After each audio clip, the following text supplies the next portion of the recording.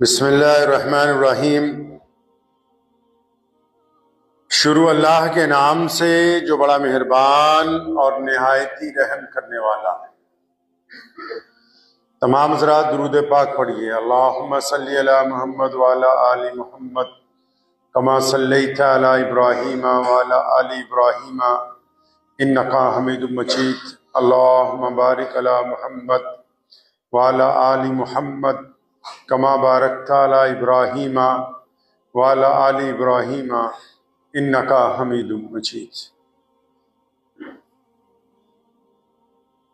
अल्लाह ताला के प्यारे नबी जनाब मोहम्मद सल्लल्लाहु ताला अलैहि वसल्लम की ज़ात गिरामी ने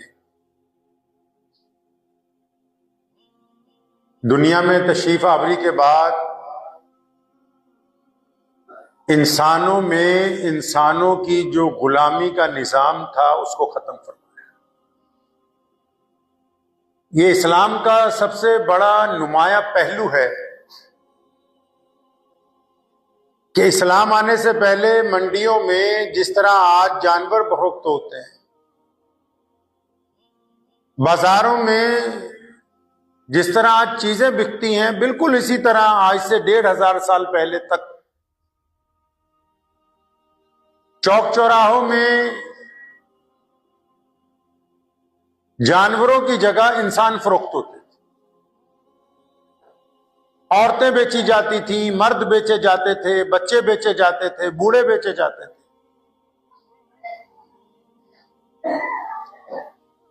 और ये एक ऐसा निजाम था जिसने इंसान को इंसान का अब्दी तौर पर गुलाम बना रखा।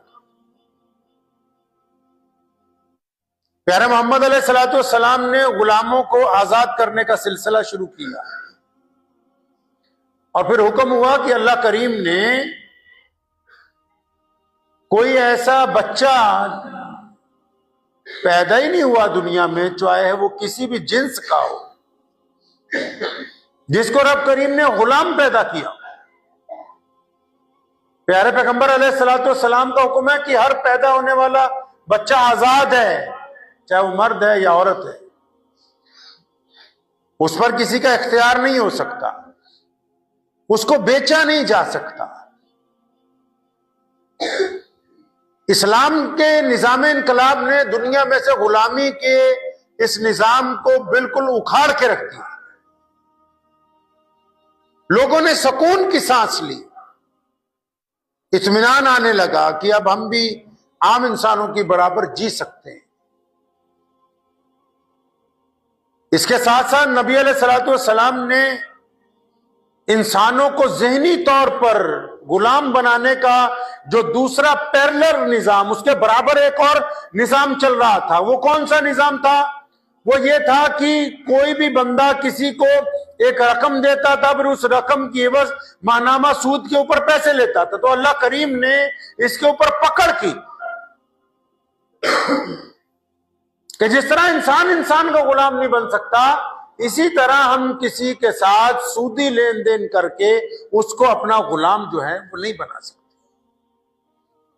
इस हद तक कुरान करीम ने इस बारे में वईद नाजिल की कि सूद लेना देना दोनों को हराम करार दे दिया।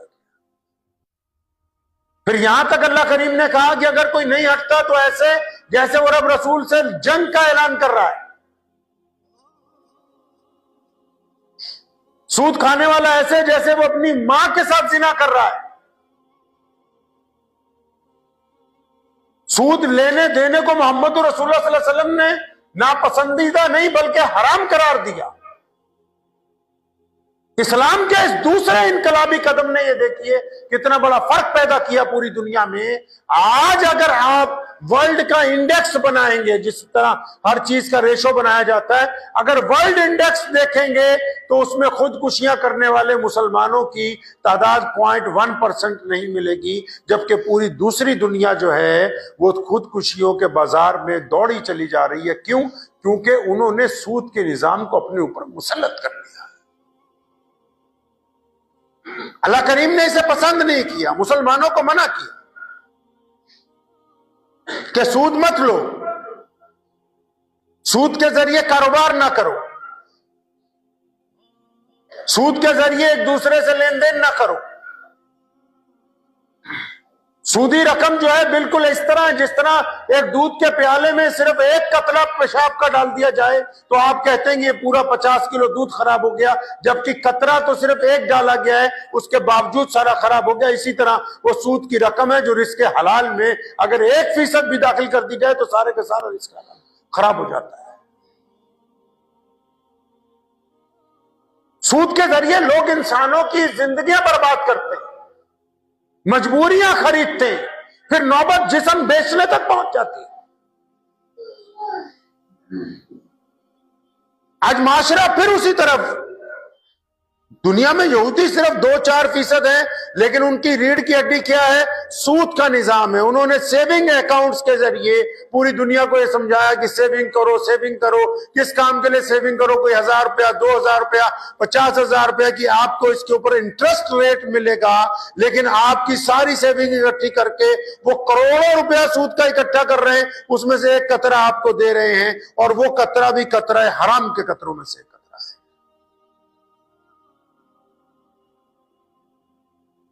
बहुत सारे लोग, कई मुसलमान मसला पूछना चाहते हैं कि सूद के पैसे जी इस्तिंजा खाने पे लगा दे, सूद के पैसे, जो चीज है ही हराम, जो हो ही नापाक, नापाकी से क्या नापाकी को धोया जा सकता है? गंदगी से क्या गंदगी को साफ किया जा सकता है? आज आप देखें जाके पूरे मुल्क में हजारों लोग परेशान हैं। किस बात से? कि जी महीना खत्म होने वाला है, हमने सूद देना है। एक सूद के निजाम को भी खत्म नहीं होता है, उसकी किस्तें देने के लिए दूसरी जगह से सूद से पैसे पकड़ते हैं, वो अभी खत्म नहीं होता। इन दोनों का मुंह बंद करने के लिए तीसरी जगह से खरीदते हैं, दलदल में धंस जाते हैं। आखिर किसी एक दिन पता लगता है कि जी रात को तो वो आत्महत्या कर ली, अपने गले में फंदा डाल लिया, बहुत परेशान था। क्यों परेशान था भाई?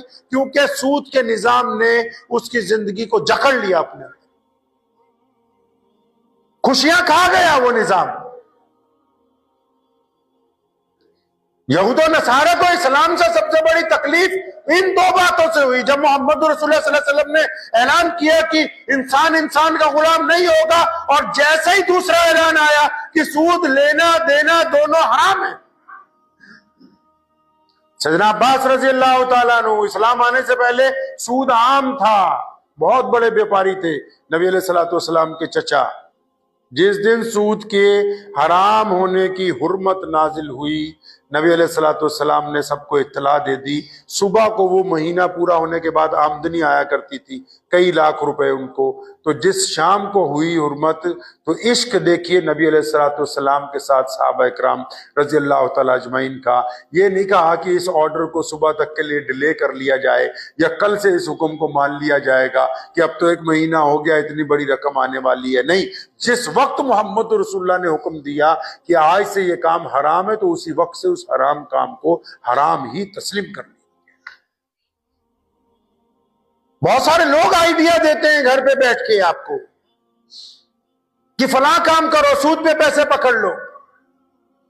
बताओ तो सही, दिल पे हाथ रख के, ऐसे कितने लोग हैं जिन्होंने सूद पर पैसे लेके अपना कोई एम्पायर खड़ा कर लिया हो, कारोबार खड़ा कर लिया हो। कोई एक आदमी लेके आओ समाज में से जो ये कहता हो कि जी मैंने सूद पे पैसे पकड़े थे, मैं कामयाब हो गया, मैंने सूद पे पैसे पकड़ के दुकान बनाई थी, मैं आज अरबपति हो गया, मैंने सूद पे पैसे पकड़ के रेहड़ी लगाई, आज मेरे पास पैसे। नहीं हो सकता।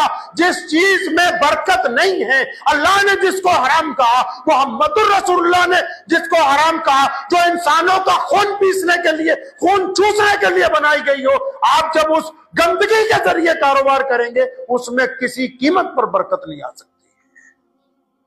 दिखाओ तो सही, मुसलमान ही नहीं गैर मुस्लिम भी दिखाओ। दिखाओ कोई सूद पे पैसे जिसने पकड़े हो वो खुशहाल नजर आता हो। कोई एक बंदा बताओ जिसने सूद पर पैसे पकड़े हो वो खुश नजर आता हो। जिसने सूद पर पैसे पकड़े हो उसका काम बहुत अच्छा चल रहा हो। यह आपको बात समझा कौन रहा है कि किश्तों के ऊपर खुशियां खरीदो। खुशियां अपने दिल और रूह की ताकत के साथ खरीदी जाती हैं, दूसरों का कर्जदार होने से नहीं।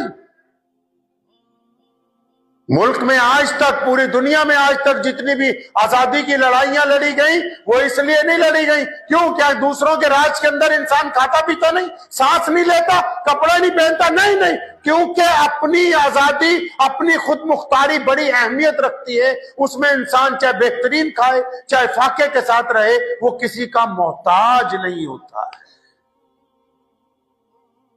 उन खुशियों का क्या करना है जो दूसरों की मोहताज हो? जहां हर आए दिन सुबह को मसला खड़ा हो कि आज फलां वाले के महीने के सूद के पैसे देने, आज फलां वाले के महीने के सूद के पैसे देने। मुल्क में कई जगह रवाज चला, वो इज्तिमाई तौर पर सूद देने लगे। पूरे के पूरे गांव में एक एक घर को भी पूरे घर वाले इकट्ठे ले लो। अब वो दे नहीं पा रहे, उनकी औरतें जा रही हैं। सूद के निजाम ने इंसान को जकड़ रखा है, और जो सूद खा भी रहे हैं जो, वो कौन सा कामयाब है?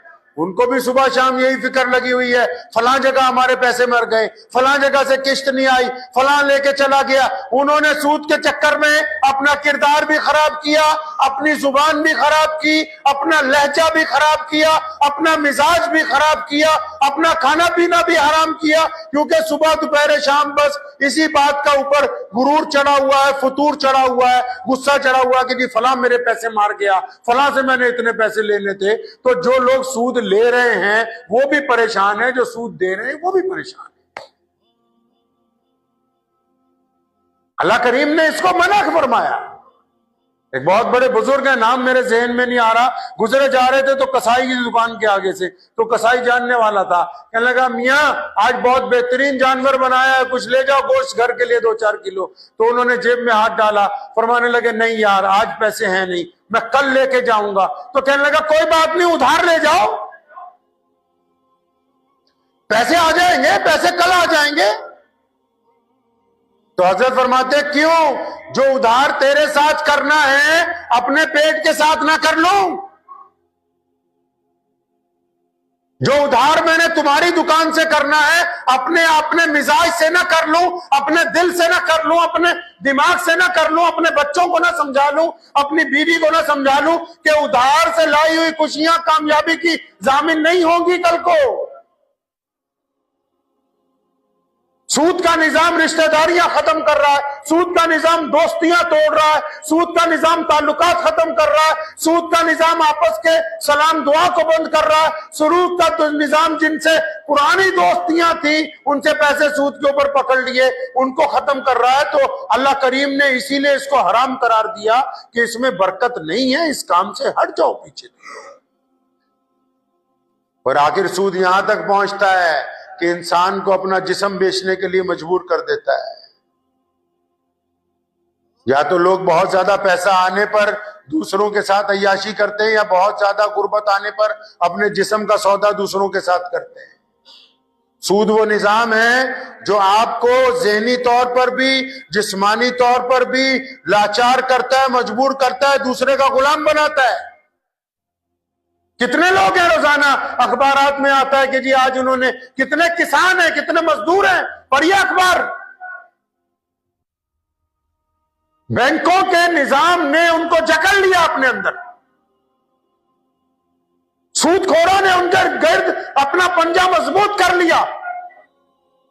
वो जो कल तक इज्जत की रोटी खाते थे, आज बेहतरीन मकान में रहने के बावजूद उनको फिक्र लगी हुई है कि अगर हमने वापस टाइम पे पैसा कर्जा नहीं उतारा तो हमारा सब कुछ लुट जाएगा। तो इस निजाम ने उनके जीने को हराम करार दे दिया। अल्लाह करीम ने इसे हराम कहा। और अगर आज कोई मुसलमान, अगर आप सूद का काम कर रहे हैं और आपको ऐसा लगता है कि मैं नमाजी हूं, मैं परहेजगार हूं, मैं मुत्तकी हूं, तो ये आपकी गलतफहमी है। आप अगर किसी मौलवी को राजी भी कर लें ये समझाने के लिए कि जी सूद के पैसों से मैं इस्तिंजा खाने बनवा दूंगा, सूद के पैसों से फलां की बेटी की शादी करवा दूंगा, तुम जो मर्जी कर लो, जिस चीज को अल्लाह और उसके रसूल सल्लल्लाहु अलैहि वसल्लम ने हराम करार दे दिया वो हलाल हो ही नहीं सकती है। अब वो किसी कीमत पर हलाल बनने वाली नहीं है। आप जो मर्जी करते रहें। आपके कहने से हराम हलाल नहीं बनेगी। जिस हराम काम की तबाहकारियां इतनी हैं कि वो उसने माशरे को बर्बाद करके रख दिया। अब इंसान तो खरीदे नहीं जाते, लेकिन जो जिससे कर्जा ले लेता है सूद पर, उनको पूछो वो अपने दिल पे हाथ रख के बताएं क्या उनमें हिम्मत है कि वो अपनी जगह को छोड़ के आगे पीछे हो सकते हैं? क्या उनमें हिम्मत है कि उस कर्जदार का कर्ज देने से पहले वो भाग सकते हैं? क्या उनमें हिम्मत है कि उस कर्जदार का कर्ज देने से पहले वो अपना घर बना सकते हैं या बेहतरीन कपड़े पहन सकते हैं? उन्होंने अपनी खुशियां, अपना जिस्म, अपनी इज्जत, अपना वकार, अपना सब कुछ सूद लेने वाले के हाथ बेच दिया, और वो रोजाना सुबह पे आके दरवाजे पर खड़ा होकर इनकी बेइज्जती करता है, और इनको अपना सर झुका के उन बातों को सुनना होता है, क्योंकि इन्होंने हराम काम करके अल्लाह और उसके रसूल की नाफरमानी को सिर पर लिया है। वो सारे बाजार इनकी बेइज्जती करता है,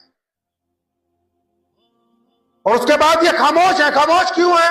अरे नबी अलैहिस्सलाम ने जब कह दिया कि 73 तरह की बदकारियां, 73 तरह के गुनाह, 73 तरह की नाकामियां, 73 तरह की बुराइयां तुम्हारे साथ आ जाएंगी अगर तुम सूद को लेने का और देने का काम करोगे। जब तुम्हें मोहम्मदुर रसूलुल्लाह सल्लल्लाहु अलैहि वसल्लम इस बात के लिए खबरदार कर चुके हैं, उसके बावजूद अगर तुम दलदल की तरफ जाओगे तो जाहिर सी बात है कि उस दलदल के अंदर गिर जाओगे। उससे बच कैसे सकते? एक हदीस में आता है नबी सल्लल्लाहु ने यहां तक फरमाया आखिरी जमाना होगा जो लोग सूद नहीं भी लेते होंगे उन तक सूद की गर्द जरूर पहुंचा करेगी। आप नबी सल्लल्लाहु के इस फरमान की बारीकी में जाए, गर्द कहते हैं धूल को उड़ के आ जाने को। आज बहुत सारे ऐसे लोग हैं, ना वो सूद खाते हैं, ना सूद लेते हैं, ना सूद देते हैं, फिर भी उनके बहुत से रिश्तेदार हैं जो सूद की मिलावट कर रहे हैं और उसकी गर्द उन तक पहुंच रही है। मोहम्मद रसूलुल्लाह सल्लल्लाहु अलैहि वसल्लम ने यह बात 1450 साल पहले बता दी। सिर्फ मुसलमान ही नहीं, दुनिया के सारे इंसानों को अल्लाह के नबी अलैहि सलाम ने कहा कि सूदखोरी से पीछे हट जाओ।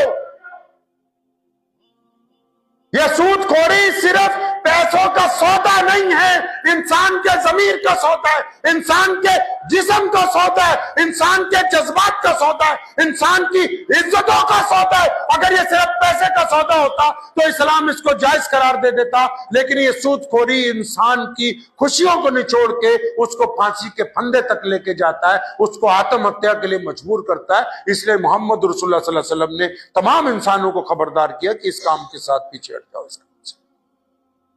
अपने गिरेबान में झांकिए, ज्यादा उधार खुशियां लेके जीने की कोशिश मत कीजिए। सड़क पे जाइए, सख्त सर्दी में कुछ लोग पुलों के नीचे बैठे गप्पे मार रहे हैं, गप्पे हंस रहे हैं, मुस्कुरा रहे हैं। खुशियों का ताल्लुक पैसे से नहीं है, दौलत से नहीं, महलों से नहीं। महलों में तो जो लोग सोते हैं उनको नींद नहीं आती, रात को 2-2, 4-4 दफा गोलियां खाते हैं, उसके बावजूद नहीं नींद आती। और सुबह को जब सारी दुनिया उठ के लुत्फ लेती है सुबह सवेर का, उस वक्त वो मुर्दे की तरह सोए रहते हैं जब तक सूरज आधी दोपहर तक नहीं पहुंच सकता। उधार की खुशियां मत खरीदो, उधार के रिश्ते ना बनाओ, उधार की यारियां ना लगाओ। मोहम्मद रसूलुल्लाह सल्लल्लाहु अलैहि वसल्लम ने इन बातों से मना किया। अगर ताल्लुक बनाने हैं तो इखलास के ऊपर होने चाहिए, उनमें सूदखोरी का, मतलबखोरी का कोई भी चीज बीच में शामिल नहीं होनी चाहिए। प्यारे पैगंबर अलैहिस्सलातु वस्सलाम आपको जीने का रास्ता बता रहे हैं। देखे तो सही कितनी बारीकी की बातें इस्लाम करता है। पूरी दुनिया में लोगों ने बढ़ावा दिया सेविंग्स अकाउंट को, इस्लाम ने कहा नहीं। आज वर्ल्ड इंडेक्स में चले जाओ, इस्लामी मुल्कों में आत्महत्या की रेशो 0% है, मुसलमानों में खुदकुशी की रेशो 0%।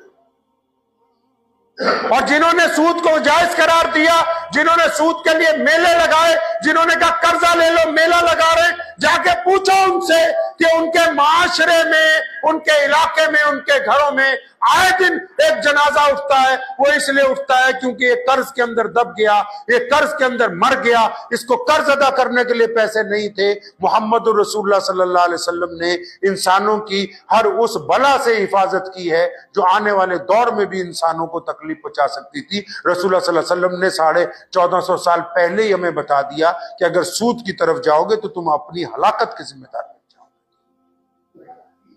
हमें गौर करना है इसके ऊपर। और वो जो रईस मुसलमान है वो भी सुनो, अल्लाह के रसूल सल्लल्लाहु अलैहि वसल्लम ये चाहते हैं, मोहम्मद रसूलुल्लाह सल्लल्लाहु अलैहि वसल्लम ये चाहते हैं कि आप उन लोगों को कर्जे हसना दो जो मोहताज हैं, गरीब हैं, जरूरतमंद हैं।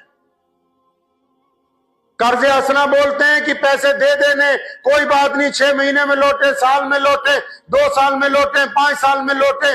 फरमाया मोहम्मद रसूलुल्लाह सल्लल्लाहु अलैहि वसल्लम ने, हदीस का मफहूम है, जब ये कर्जे हसना देगा और मुतालबा नहीं करता तो रोजाना इतना सवाब पैसे खर्च करने का, सदके का मिलेगा जितना कर्जे हसना इसने दिया हुआ होगा। बंदा सोचता है मेरे सेविंग आई कहां से? सेविंग यहीं से आई ना कि आपके पास पैसे बच गए, आपने सोचा कि इनको बैंक में रखें, इन पर सूद आएगा। अल्लाह करीम ने कुरान पाक में कहा कि अगर सेविंग तुम्हारे पास आ रही है तो इनको खुदा की राह के अंदर खर्च करो, इनको खर्च करो खुदा के रास्ते में। खुदा का रास्ता क्या है? वो गरीब, मिस्कीन, मोहताज, मसाजिद, मदारिस, जरूरतमंद लोग, बेवाएं, कुछ यतीम, गरीब बच्चे, अब उनके ऊपर खर्च करिए तो अल्लाह करीम इस माल को 10 गुना इजाफे के साथ वापस लौटाएंगे। और जो सेविंग में ही लगे हुए हैं 24 घंटे,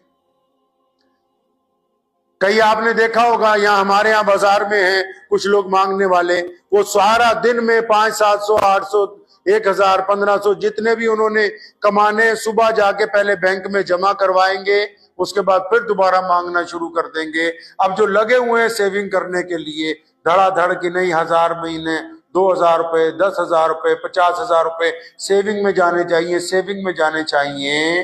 अरे सेविंग किस दिन के लिए कर रहे हो? वो कौन सा दिन है जिसके लिए तुम सेविंग कर रहे हो? जिस दिन तुम्हारे काम आएगी, जिस दिन वो पैसा आपके काम आएगा, कौन सा दिन है बताओ? वो ऐसा दिन नहीं है कोई, बस वो वही दिन है जब आपका जनाजा उठेगा घर से और आपके बच्चे बोलेंगे अब्बा का 10 लाख पड़ा है, आधार कार्ड ले आओ, साइन करवाओ, अपा बांट लेंगे आपस में। वो वही दिन है जिस दिन तुम्हारी बेटियां कहेंगी मरी हुई मां की बालियां और इसकी चूड़ियां उतार लो, आधी तुम ले जाओ, आधी हम ले जाएं। जिस दिन के लिए सेविंग कर रहे हो वो दिन आने वाला है नहीं। इससे बेहतर है कि वो सेविंग खुदा के रास्ते में की जाए, किसी गरीब को खाना खिलाया जाए, किसी नंगे को कपड़े पहनाए जाए, किसी जरूरतमंद दोस्त की जरूरत पूरी कर दी जाए, किसी भाई बहन की मदद कर दी जाए, ताकि कल क़यामत के दिन वो सेविंग आपके काम आ सके। जिन्होंने दुनिया में सेविंगें की हैं उनकी तो नस्लें पीछे लड़ती हैं, उनको तो याद तक नहीं करती है। शाम को तो जनाजा करने के बाद इस बात की फिक्र होती कि मेहमानों को कोरमे से खाना खिलाया जाए कि दाल के साथ रोटी खिला दी जाए। तो ज़हन नशीन कर लीजिए कि अगर आपको बार बार दिल करता है कि मैंने सूद पे पैसे लेके काम करना है, आपकी बार बार तबीयत चाहती है कि मैं सूद पे 50,000 पकड़ लूं, मैं 1 लाख रुपया सूद पे ले लूं, मैं 10 लाख रुपए सूद पे ले लूं। आजकल बहुत सारा रवाज चल रहा है ना, खरबूजे को देख के खरबूजा रंग पकड़ लेता है ना। कई बार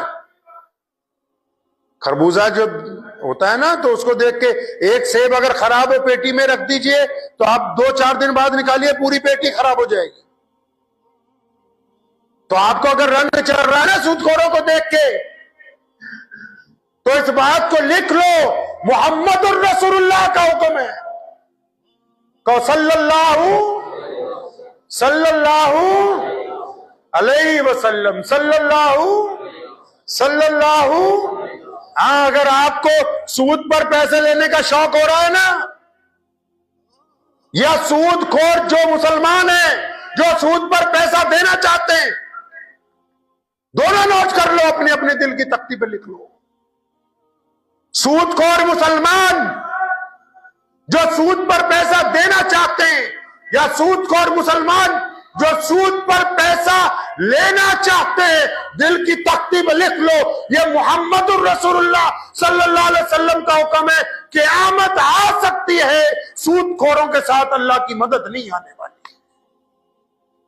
सूदखोर कामयाब नहीं होंगे, सूदखोरों को इज्जत नहीं दी जाएगी, सूदखोर दुनिया में भी जलील होंगे, आखिरत के अंदर भी जहन्नम के अंदर जाएंगे। तो इसलिए इस बात को ज़हन नशीन कर लीजिए कि अगर कोई इस काम में फंसा हुआ है, पहली फुर्सत में बाहर निकलिए। पहली फुर्सत में किसी ने सूद पर पैसे दे रखे, तौबा करो, असल रकम लो, बाकी छोड़ो। अगर अल्लाह और उसके रसूल सल्लल्लाहु अलैहि वसल्लम की रजा चाहिए, और अगर किसी ने सूद पर पैसे ले रखे, अपना पेट काटना शुरू करो। आज से कम खाओ, कम अच्छे कपड़े पहनो, कम खर्च करो, पहले सूद से निजात हासिल करो, जब तक सूद का निजाम आपके घर में रहेगा। मैं अर्ज कर रहा था दरमियान में बात गुफ्तगू इधर हो गई कि पूरी दुनिया में यहूदियों को इस्लाम से सबसे बड़ा खतरा क्यों है?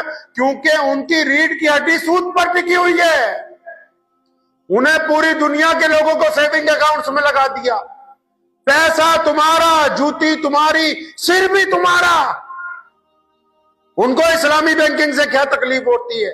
उनको मुसलमानों से क्या तकलीफ है? उनको मुसलमानों ने क्या कह दिया? उनको तकलीफ ही यही सबसे ज्यादा है क्योंकि मोहम्मद रसूलुल्लाह सल्लल्लाहु अलैहि वसल्लम ने बुराई की जड़ पकड़ ली। हमें पता है कि अगर सूद का सिस्टम डैमेज हो जाएगा तो फिर जितने बड़े बड़े जालिम हैं, इनके जुल्म का खात्मा हो जाएगा, इनकी बर्बरियत का खात्मा हो जाएगा, इनकी गुंडागर्दी का खात्मा हो जाएगा। इसलिए अगर आप बचना चाहते हैं तो अपनी जाती जिंदगी में सबसे पहले सूद की बीमारी से बचिए। ये आपको बीमार करेगा, आपको परेशान करेगा, आपको दुख देगा, तकलीफ देगा, दर्द देगा। तो करेंगे इंशाअल्लाह ताला। कुछ खुशियां, कुछ चीजें बाद में खरीद लीजिएगा, लेकिन अपने आप को कभी भी किसी सूदी का कर्जदार ना बनाइए। दुआ कीजिए अल्लाह करीम मुझे भी और आप सबको भी इसके ऊपर अमल की तौफीक अता फरमाए। वाखिर दावाना अनिल हम्दुलिल्लाह।